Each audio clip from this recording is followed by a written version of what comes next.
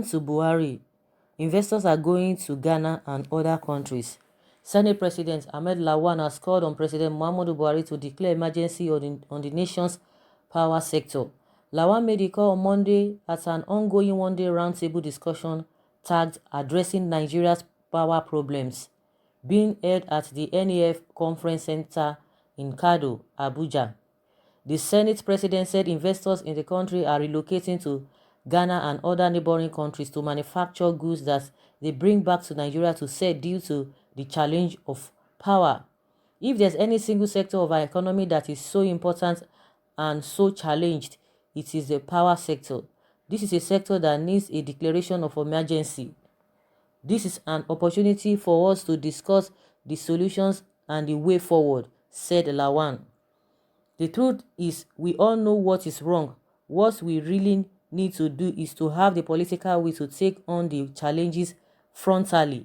From the electricity power reform of 2005 and the privatization of discos, with what is happening today, we know that everything is wrong. The time has come for us to have courage.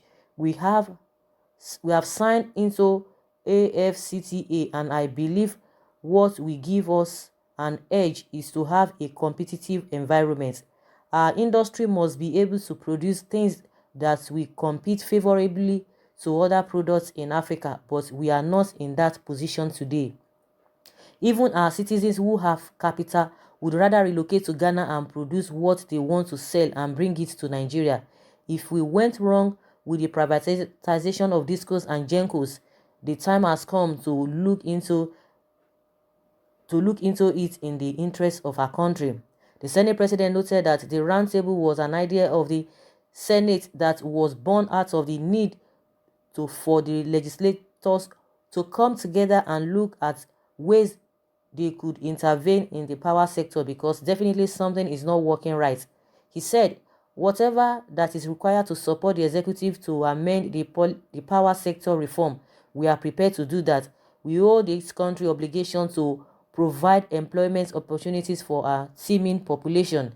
I think this roundtable at least is an opportunity to come up with measurable roadmaps to take the power sector to the next level. I believe that we have to declare a state of emergency on power, and courageous decisions must be taken by the government.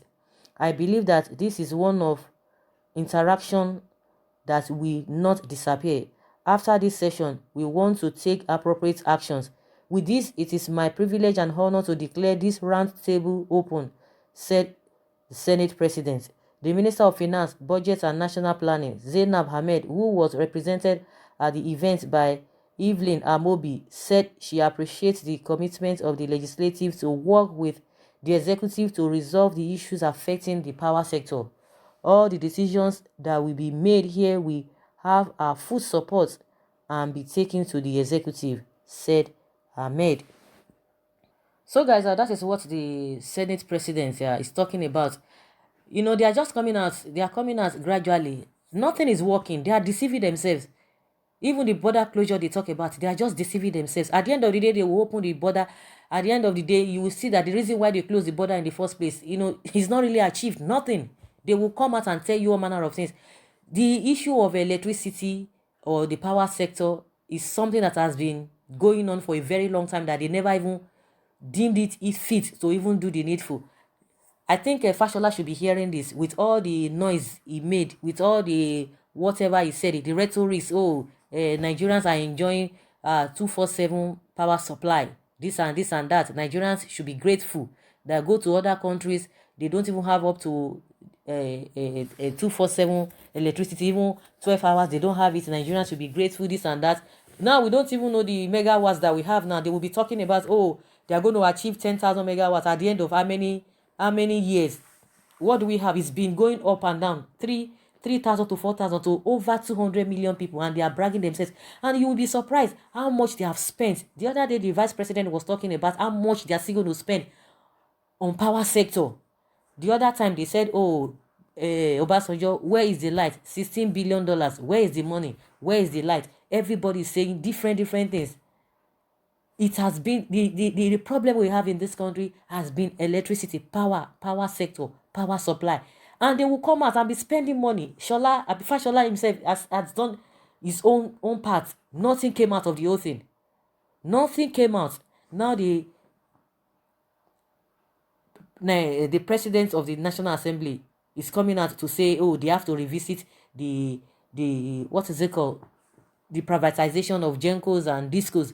I hope it is not another scheme or an opportunity for them to start talking about the money. They will still do the same thing, so that some people will start, they will get what they still want to get from it. At the end of the day, nothing will happen. I hope it is not one of the tricks again to start all over again to say, oh, this and this and that. What happened in their first tenure?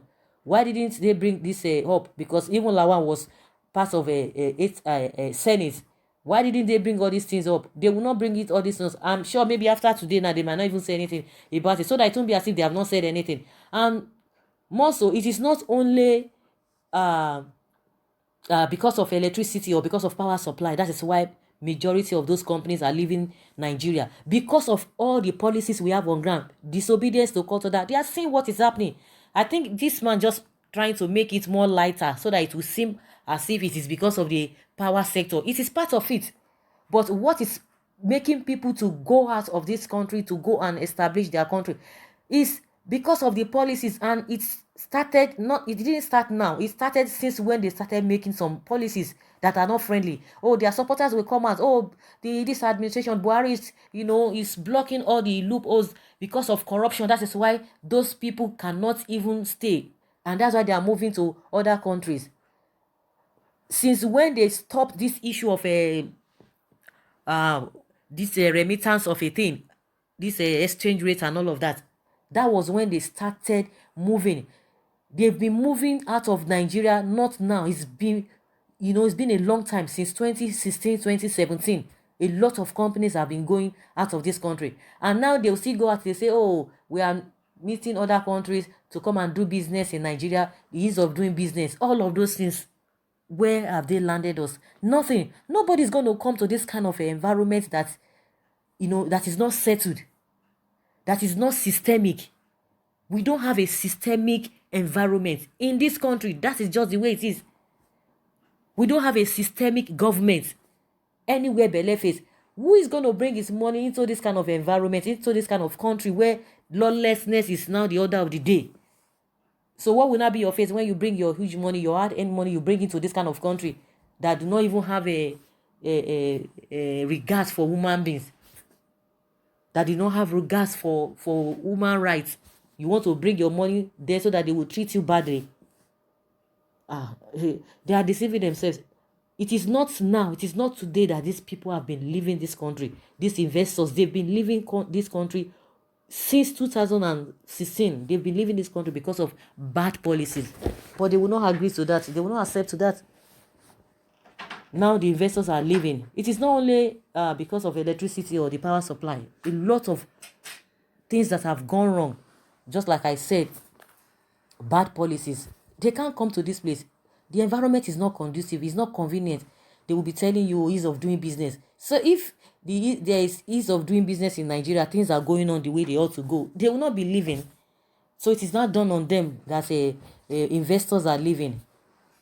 Investors are leaving and people are leaving. If foreign investors could be leaving, then what do you think, or what do you make of individuals, the citizens that are leaving this country because of abnormalities and irregularities happening in this country?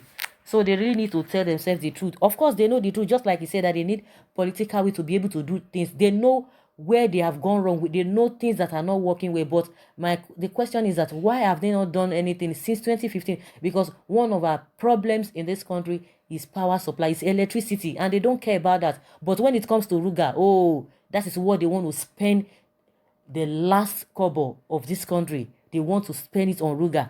But because people said they don't want it, those are the areas they are supposed to, make an emergency, call for emergency. But no, they won't do that, because anything that will benefit the masses generally, they are not interested in it. But things that will benefit some few people, some few individuals, those are the things that you will hear them talking about, and they will be putting, showing more interest concerning those things. Someone says, what will they do? What would they be looking for in Nigeria where there is no respect for the rule of law? Just like I said, why everything is regrettable in Nigeria. The power sector is the most corrupt industry. It is first to the police. Are you sure he cares? As long as there's so much for him to travel and his son rides a power bike worth 30 million naira, he's more than satisfied. Someone say, tell them the way forward is for every state to generate their light. It should be totally off the hand of the federal government. If states, in conjunction with private partners, tackle their light issues, there will be a massive breakthrough. Any state who couldn't get it right will borrow leave from a neighbor or sister state. When investors moved into 36 states plus Abuja, that tenure will experience a massive business and employment breakthrough. Someone said they are coming to Nigeria via Ghana. Sure. No, they are not going to Ghana. They are coming to Nigeria. So, guys, what do you think about what the Senate president has said, that a lot of investors are leaving Nigeria to Ghana and other neighboring countries?